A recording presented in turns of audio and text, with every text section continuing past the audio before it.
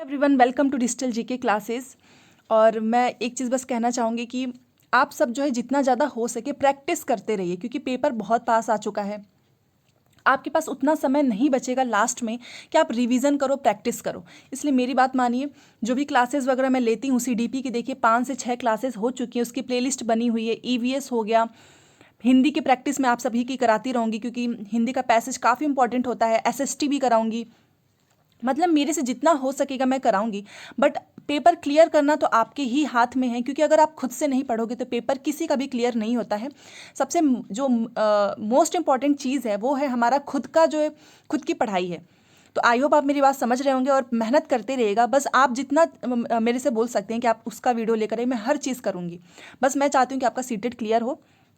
और previous year question जो मैंने उस ऐप पे बताया था फ्री में है, उसको करिए, क्योंकि वहीं से आपको अंदाज़ा मिलेगा कि आपके 150 में से कितने क्वेश्चंस राइट हो रहे हैं। तो देखिए, आज जो है सीडीपी की क्लास है, और आपको पता है कि मैंने जो है कि 1-3 जो बहुत सारे जो ऑनलाइन शिफ्ट हुए थे उनके पेपर मैंने ऑलरेडी कराया हुआ है, एकदम कंप्लीट हो चुका है, चाहे वो ईवीएस हो, हिंदी हो, इंग्लिश हो। तो जिसे भी वो क्लासेस देखनी है उसकी प्लेलिस्ट मैंने अच्छे से बनाया हुआ है, एक एक सब्जेक्ट वाइज, तो आपको आसानी होगी। और जो लोग मेरे साथ स्टार्टिंग से जुड़े हुए हैं, अब उनका सीडीपी का जो कॉन्सेप्ट है वो काफ़ी हद तक जो है वो क्लियर हो चुका होगा। कुछ मैंने पॉजिटिव और नेगेटिव वर्ड्स भी जो बताए थे वो आपने बहुत अच्छे से कर लिया होगा, मुझे इतना पता है। तो अब जो है पेपर को जल्दी जल्दी सॉल्व करने की कोशिश भी करेंगे, और आपको मेरे साथ करना है। लास्ट में बताइएगा कि आपके कितने स्कोर आए हैं, आपका प्रोग्रेस कितना हो रहा है, किस में आपको दिक्कत आ रही है। तो मैं उससे पे वो जो आपकी दिक्कत आ रही है उससे रिलेटेड जो है मैं आपको कोई ना कोई सोल्यूशन ज़रूर दूंगी। तो चलिए देखते हैं, ये है। और ऑनलाइन पेपर आपको पता है दिसंबर लास्ट से जो है आप सभी का स्टार्ट हो जाएगा, तो समय ज़्यादा नहीं है। तो चलिए, आज जो हम चाइल्ड पेडागोजी के जो है, जो चाइल्ड डेवलपमेंट एंड पेडागोजी के हैं, उसके पहले 15 क्वेश्चंस करेंगे, सो दैट मैं आपको मैं ये नहीं चाहती कि आप एक सब्जेक्ट को ही काफ़ी देर तक पढ़ो, क्योंकि ये गलती कभी नहीं करनी चाहिए। आपको हर सब्जेक्ट्स को हर दिन टाइम देना है। 5 सब्जेक्ट है, पाँचों पढ़िए। तो चलिए, जो भी इंपॉर्टेंट है वो मैं आपको साथ साथ में कराती भी रहूँगी, एक्सप्लेनेशन। अब ये देखिए, फर्स्ट क्वेश्चन देखते हैं बच्चों के। आप ये देखिए, ये अभिकथन और कारण वाले जो क्वेश्चंस होते हैं, ये ऐसा क्वेश्चन आपके इस बार जो है, चाहे आप कोई भी सब्जेक्ट में, ऐसा क्वेश्चन बहुत आएगा। तो ऐसे क्वेश्चंस की प्रैक्टिस जरूर कीजिएगा। ऑफलाइन में ऐसे क्वेश्चंस उतने नहीं आते थे, बट इस बार जो है ऑनलाइन में ऐसे क्वेश्चंस बहुत आए हैं। बच्चों के शारीरिक विकास में देरी के लिए पूरी तरह से उनकी आनुवंशिक बनावट को जिम्मेदार ठहराया जा सकता है। मतलब जो बच्चे होते हैं उनका जो शारीरिक विकास है, जो उनका फिजिकल डेवलपमेंट है, उसके लिए पूरी तरह से जो है आनुवंशिक बनावट को ही जिम्मेदार ठहराया है। तो ये गलत है। मैंने आपको हमेशा बताया है, एनवायरनमेंट केवल एक हमारा जो जेनेटिक है वही फैक्टर नहीं होना चाहिए, एनवायरनमेंट का भी बहुत बड़ा रोल होता है। तो गलत हो गया ये। बच्चों के शारीरिक विकास के लिए वंशानुगत कारक ही उत्तरदायी होंगे। यहाँ पर भी देखिए, ये गलत बता दिया। अगर ये ऐसे बोलता कि एनवायरनमेंट का भी एक रोल होता है और वंशानुगत का, केवल एक चीज़ को बोला, तो दोनों ही गलत है। तो जैसा कि मैंने आपको हमेशा बताया, या तो आप बोथ वाला ही आंसर टिक कीजिए, बट आपको वो देखना है कि वो पॉजिटिव में है या नेगेटिव में है। तो ये नेगेटिव में यहाँ पर दिया है, तो हम सही नहीं करेंगे। हम क्या बोलेंगे कि ये ए और आर जो है वो दोनों गलत है। तो ऐसे ही आपको करना है। बस ज़्यादा ये सीडीपी, तो मुझे ऐसा लगता है कि अगर आपने थोड़ी सी भी अपनी समझ को जो है डेवलप कर लिया, तो आपके एक नंबर भी जो है नहीं कटेंगे। और बहुत से लोग जो है वो 30 में से 30 लेकर आते हैं, और मेरे भी आए हैं ऑफलाइन में 30 में से 30। ऑनलाइन का मैंने आपको दिखाया, उसमें 30 में से 29, क्योंकि वहाँ पे लैंग्वेज को थोड़ा सा मोल्ड कर दिया था, प्रैक्टिस उतनी थी नहीं। तो आप तो बहुत अच्छा स्कोर कर सकते हैं। क्वेश्चन नंबर 2 देखिए, निम्नलिखित में से कौन सा सूक्ष्म कौशल के उपयोग का एक उदाहरण है। इंग्लिश में इसे क्या बोलते हैं? Fine motor skills. अब मैंने आपको बताया है फाइन मोटर स्किल्स क्या होता है और एक ग्रॉस मोटर स्किल्स क्या होता है। देखिए, जो सूक्ष्म कौशल होता है ना, उसमें आप कोई भी चीज़ जो है, जैसे कि हाथ से पकड़ना, पेन पकड़ना, सब्जी काटना, मतलब उंगलियों से जिससे काम हो, और ये मैंने आपको हमेशा बताया है, उसको बोलते हैं फाइन मोटर स्किल्स, मतलब सूक्ष्म कौशल। तो ये तो इतना ध्यान भी नहीं देना है। जो हम लिखते हैं, जो हम पेन पकड़ के कोई भी चीज़ लिखते हैं, चाहे वो सब्जी काटते हैं, वो सब क्या होता है? वो हमारा सूक्ष्म कौशल है। और ये देखिए, दौड़ना हो गया, चलना हो गया, या फिर कूदना, ये क्या होता है? Gross motor skills. तो इसका राइट आंसर क्या है? घसीट कर लिखना, ये एक सूक्ष्म कौशल का उदाहरण है। बस देखिए कितने सिंपल क्वेश्चंस आए हैं, तो इसलिए आप बिल्कुल भी टेंशन मत लीजिएगा। अगर आपके नंबर अभी कम आ रहे हैं प्रीवियस ईयर क्वेश्चंस में, चाहे मॉक टेस्ट में, तो आप उसे टेंशन मत लीजिएगा, क्योंकि ऐसा सबके साथ होता है कि स्टार्टिंग में आपके नंबर कम आएंगे बट वो धीरे धीरे बढ़ने लगते हैं। अब देखिए क्वेश्चन नंबर 3, इनमें से कौन सा बच्चा मध्य बाल्यावस्था में होगा। देखिए एक होता है प्रारंभिक बाल्यावस्था, एक होता है मध्य बाल्यावस्था। जो प्रारंभिक बाल्यावस्था होता है वो 2 से 6 होता है, और जो मध्य बाल्यावस्था होता है वो 6 से 12 होता है। तो ये नंबर भी याद रखिएगा, क्योंकि कभी कभी जो है पूरी बाल्यावस्था वो 2 से 12 होता है, बट इसके बीच का भी ये दोनों पॉइंट याद रखिएगा। तो इसमें जो है जब बच्चा जो है मध्य बाल्यावस्था में होता है तो क्या होता है, सामूहिक भूमिकाओं की वो नकल करना शुरू करता है, या फिर काल्पनिक खेल के दौरान। ये नहीं होता है, क्योंकि हमको मध्य बाल्यावस्था का बताना है। दूसरा है कि एक बच्चा जिसने नियमों के अर्थ की समझ विकसित कर ली है और तर्क कर सकता है, एंड दिस इज राइट। क्योंकि देखिए मैं आपको इसको थोड़ा सा और डिटेल में भी बताना चाहूँ। क्वेश्चन नंबर 3 का जो है आंसर जो है वो 2 होगा, क्योंकि मध्य बाल्यावस्था में जो है वो बच्चा नकल नहीं करता है। क्योंकि आप खुद सोचो कि एक 6 से 12 साल का जो बच्चा है वो क्या, आप कोई चीज़ उसको नियम वगैरह बताओ तो उसका अर्थ नहीं समझेगा, वो उस पर बहुत सारे क्वेश्चंस भी पूछता है, वो उस पर तर्क भी कर सकता है आपके साथ, नहीं ये ऐसा क्यों हुआ। बहुत सारे बच्चे बोलते हैं कि नहीं ये ऐसा क्यों हुआ। तो ये मध्य बाल्यावस्था में ही विकसित होता है। इसके नीचे देखिए एक बच्चा जो संभावित कारणों की परिकल्पना कर सकता है, नहीं ये नहीं होगा। ये आपको पता है कि एक बच्चा जो है कोई परिकल्पना कर सके, मतलब इमेजिन कर सके, ये नहीं होता है मध्य बाल्यावस्था में। एक बच्चा जो अभी स्थूल कौशल दिखाना शुरू है, ये और जैसे कि एक पेंसिल और ऐसी अन्य वस्तुओं को पकड़ना, नहीं ये तो जो है छोटे बच्चे जब शैशवावस्था में होते हैं, शैशवावस्था में, तब ऐसा करते हैं। तो मध्य बाल्यावस्था में जब भी आपको नियमों के अर्थ की समझ और तर्क की बात करें तो वहाँ पे मध्य बाल्यावस्था ही होगा। और कभी कभी ऐसे पॉइंट्स को नोट कर लेना चाहिए, क्योंकि एग्जाम में जब क्वेश्चंस आता है तो हमें उतना समझ में नहीं आता है। तो कुछ पॉइंट्स जो आपको बहुत कन्फ्यूज करते हो, आप उसको एक बार याद कर लो, देख लो, और हर दिन एक बार रिवाइज करते रहो। चलिए क्वेश्चन नंबर 4। क्वेश्चन नंबर 4 देखिए, फिल्मों और विज्ञापनों से व्यवहार के जेंडर उपयुक्त तरीकों के बारे में बहुत संकेत मिलते हैं। मतलब आपने देखा होगा मूवीज़ वगैरह या फिर कोई एडवर्टाइजमेंट होता है, वहाँ से आपने देखा होगा कि व्यवहार से जो जेंडर होते हैं उनके बारे में बहुत सारे संयुक्त मिलते हैं। यह सामाजिकरण की कौन सी संस्था के रूप में की भूमिका पर प्रकाश डालता है। सबसे पहले याद रखिएगा जो सामाजिकरण है, मैंने हमेशा बताया वो द्वितीयक कारक है और फैमिली जो है वो प्राथमिक कारक है। तो सामाजिकरण की भूमिका पर प्रकाश डालता है। तो यहाँ पर ऑप्शन देखते हैं। सबसे पहले देखिए सामाजिकरण जो है वो द्वितीयक है, तो प्राथमिक वाला ऑप्शन आप पहले ही काट दीजिए। अब इसमें देखिए मीडिया होगा कि स्कूल होगा।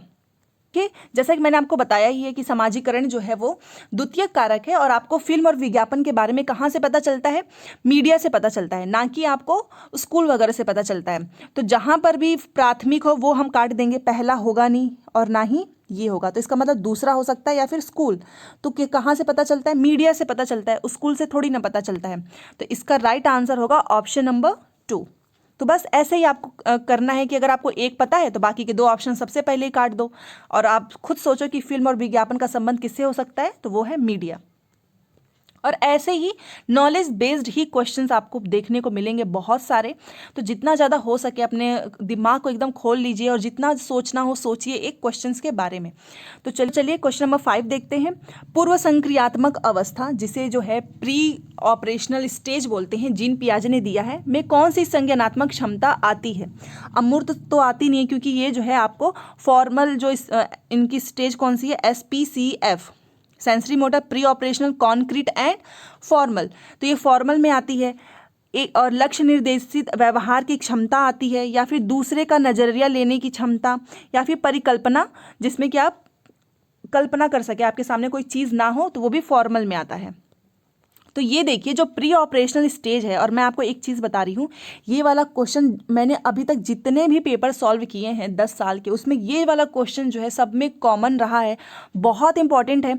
याद रखिएगा कि पूर्व संक्रियात्मक अवस्था में जो है ये लक्ष्य निर्देशित व्यवहार की जो क्षमता है वो आती है, जिसे इंग्लिश में बोलते हैं गोल ओरिएंटेड बिहेवियर। तो याद रखिएगा कई बार ऐसे पूछा है कि लक्ष्य निर्देशित व्यवहार की क्षमता जो है कौन सी स्टेज में आता है, ऐसे ही घुमा के बनाता है, तो वो है प्री ऑपरेशनल स्टेज।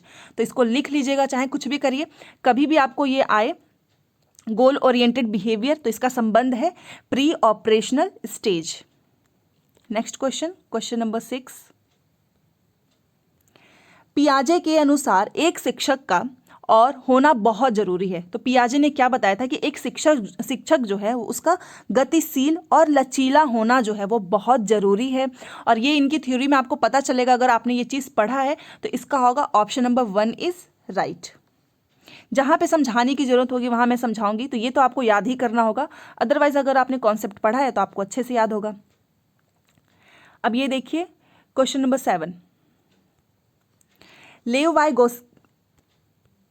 लेव वाइगोस्की के विचार में, अब आप देखिए कि लेव वाइगोस्की का जो विचार है उसमें क्या क्या चीज़ें हैं। संज्ञान भाषा से स्वतंत्र है, संज्ञानात्मक विकास जो है वो भाषा के विकास को निर्देशित करता है, या फिर भाषा जो है संज्ञानात्मक विकास को सुगम बनाती है। तो यस, इन्होंने यही बोला है कि लेव वाइगोस्की की थ्योरी में ये क्लियर लिखा हुआ है कि जो लैंग्वेज होता है वो कॉग्निटिव डेवलपमेंट मतलब संज्ञानात्मक विकास को जो है वो आसान बनाती है, सुगम बनाती है। तो ऑप्शन नंबर 3 इज राइट। अगर आपने नहीं पढ़ी है थ्योरी अभी तक अच्छे से तो पढ़ जरूर लीजिएगा, अदरवाइज आपके बहुत सारे क्वेश्चंस गलत हो जाएंगे क्योंकि इससे बहुत क्वेश्चन पूछता है। चलिए 8 पे चलते हैं। दोबारा से जो है लेव वाइगोस्की का ही है। लेव वाइगोस्की के अनुसार निम्नलिखित में से कौन से कारक बच्चों के संज्ञानात्मक विकास को सुगम बनाते हैं।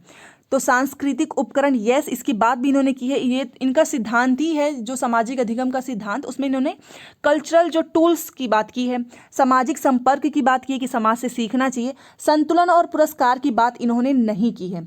Option number 1 and 2 is right. तो देखते हैं कहाँ पर है। देखिए ऑप्शन नंबर 3। बस जैसे जैसे आपको थ्योरी जो है आपकी क्लियर होती जाएगी आपको बहुत अच्छे से समझ में आने लगेगा। Next question 9। अब ये देखिए क्वेश्चन नंबर 9।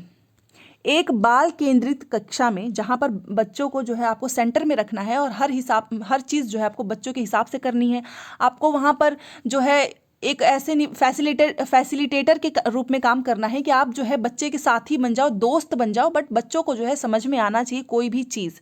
तो क्या उद्दीपन प्रतिक्रिया संघों के युग्म द्वारा होता है? नहीं। पुरस्कार और दंड पर निर्भर है? ये भी गलत है। शिक्षक और छात्रों द्वारा सह निर्मित है? यस। जो एक क्लास होता है उसमें एक बच्चा और टीचर दोनों के द्वारा ही वो क्लास है। ये नहीं कहेंगे कि टीचर ही क्लास में बहुत ज़्यादा इंपॉर्टेंट है, दोनों इंपॉर्टेंट है। और वो क्या है? सह निर्मित है। इन दोनों जो है एक साथ हैं, एक साथ कोई भी चीज़ सीखेंगे। अब मान लीजिए आप टीचर हैं और आप कोई भी चीज़ जो है वो डायरेक्ट करें, मतलब निर्देश दे बच्चों को बस, तो उससे बच्चा नहीं सीखता है। तो option number 3 is right. Next question 10 पे चलिए। 10 देखते हैं। लॉरेंस कोलबर्ग के, इसका भी आएगा ही, इसकी थ्योरी का भी नाम पूछ लेता है। तो इन्होंने नैतिक विकास की जो थ्योरी है वो दी है। स्टेजेस इनके 3 हैं और लेवल कितने हैं? 6 हैं। तो याद रखिएगा कोलबर्ग के नैतिक विकास के सिद्धांत के किस चरण में बच्चे दूसरों के इरादों की उपेक्षा करते हैं और इसके बजाय अधिकार और नकारात्मक परिणामों के डर पर ध्यान केंद्रित करते हैं। तो अगर आपने इनकी थ्योरी पढ़ी होगी स्टेजेस, तो उसमें क्लियरली लिखा हुआ है कि ये जो है पनिशमेंट एंड ओबीडियंट वाला जो इनका लेवल है उसमें इन्होंने इसकी बात की है, मतलब सजा और आज्ञाकारिता अभिविन्यास की बच्चा जो है आज्ञा का पालन इसलिए करता है कि उसको कहीं दंड ना मिल जाए। तो ये है ऑप्शन नंबर 1 इज राइट। अच्छा लड़का अच्छी लड़की, इसकी तो कोई बात ही नहीं किया है कि हम अच्छा कोई काम आप इसलिए करें कि आपको कोई जो है शाबाशी दे। कानून और अव्यवस्था में भी इसकी बात नहीं, ना ही सामाजिक अनुबंध में। तो ये जो है जब भी आपको ऐसे टाइप के क्वेश्चंस मिले, क्योंकि अब क्या है ना कि जो इन लोगों ने स्टेजेस वगैरह दिया है, जो थ्योरी वगैरह है पियाजे वाइगोस्की की, वो एकदम डायरेक्ट वैसे ही सेम लैंग्वेज में नहीं आता है, लैंग्वेज को घुमा के पूछता है। तो याद रखिएगा जब भी ऐसा है कि बच्चा जो है दूसरों के इरादों की उपेक्षा करता है और इसके बजाय अधिकार और नकारात्मक परिणामों के डर पर ध्यान केंद्रित करते हैं, तो वो है सजा और आज्ञाकारिता अभिविन्यास। नेक्स्ट है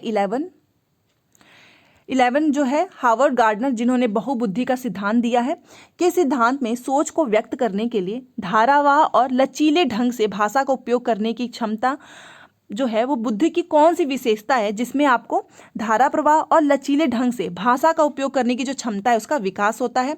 तो उसको क्या बोलते हैं? उसको भाषाई बोलते हैं, प्रकृतिवादी बोलते हैं, स्थानिक। अब प्रकृतिवादी मतलब नेचुरल जो चीज़ें होती हैं, स्थानिक मतलब प्लेस वगैरह होता है, और ये अंतः व्यक्ति ये भी नहीं होगा, क्योंकि भाषा की बात बोला है तो आपने देखा होगा कि इन्होंने लिंग्विस्टिक, इनकी एक जो थ्योरी जो इन्होंने सारे मतलब बुद्धि बताया है कि कितने प्रकार की होती है, उसमें इन्होंने क्लियरली लिखा हुआ है लिंग्विस्टिक भाषा, जिसमें जो है कई तरह की भाषाएं भी जो है सीख सकते हैं, और वो लचीले ढंग से भाषा का उपयोग करने की क्षमता जो है ये एक जो है विशेषता है बुद्धि की, इसे बोलते हैं लिंग्विस्टिक। तो अगर आपको उतना अच्छे से ना भी आए तो भी आप इसको, ये जो भाषा वर्ड है इसी से पकड़ सकते हैं, भाषाई। चलिए नेक्स्ट क्वेश्चन, क्वेश्चन नंबर 12।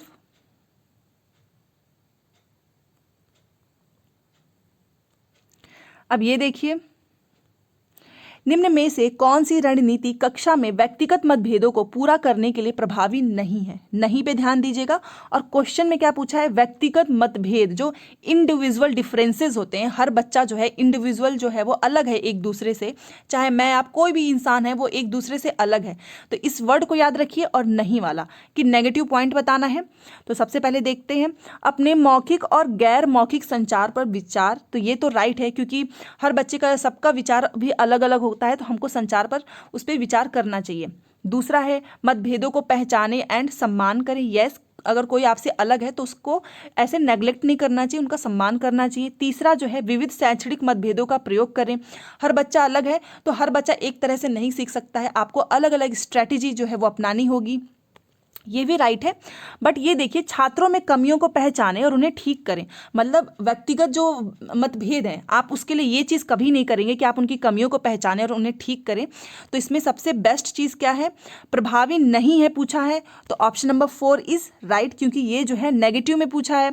और बहुत से लोग बोलेंगे कि नहीं, ये जो ऑप्शन है 4 नंबर ये सही है, बट आप एक याद रखो, इसमें व्यक्तिगत मतभेद का पूछ रहा है, तो वहाँ व्यक्तिगत मतभेद में आप ये सारी चीज़ें तो करोगे, ये चीज़ नहीं करेंगे।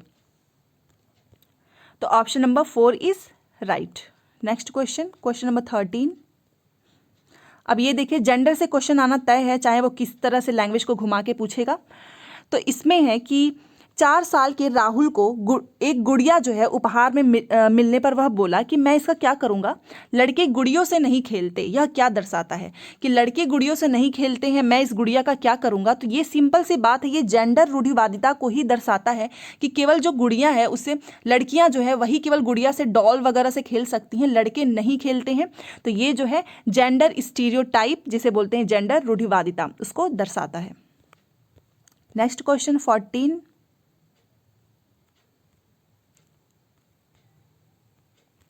सीखने के आकलन के बजाय सीखने के लिए आकलन सुनिश्चित करने के लिए एक शिक्षक को क्या चाहिए कि वह शिक्षार्थियों को केवल संज्ञानात्मक क्षमताओं पर ध्यान केंद्रित करें।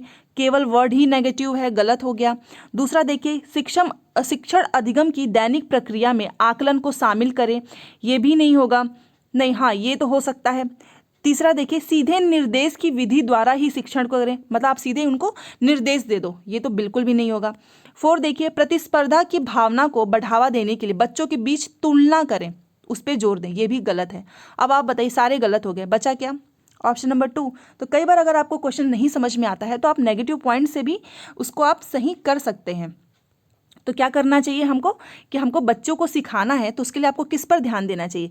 जो टीचिंग, जो लर्निंग है आपकी, उसकी जो दैनिक प्रक्रिया है, दैनिक प्रक्रिया में आपको क्या करना चाहिए? टीचिंग लर्निंग जो असेसमेंट वगैरह होते हैं उनको भी शामिल करना चाहिए। Option number 2।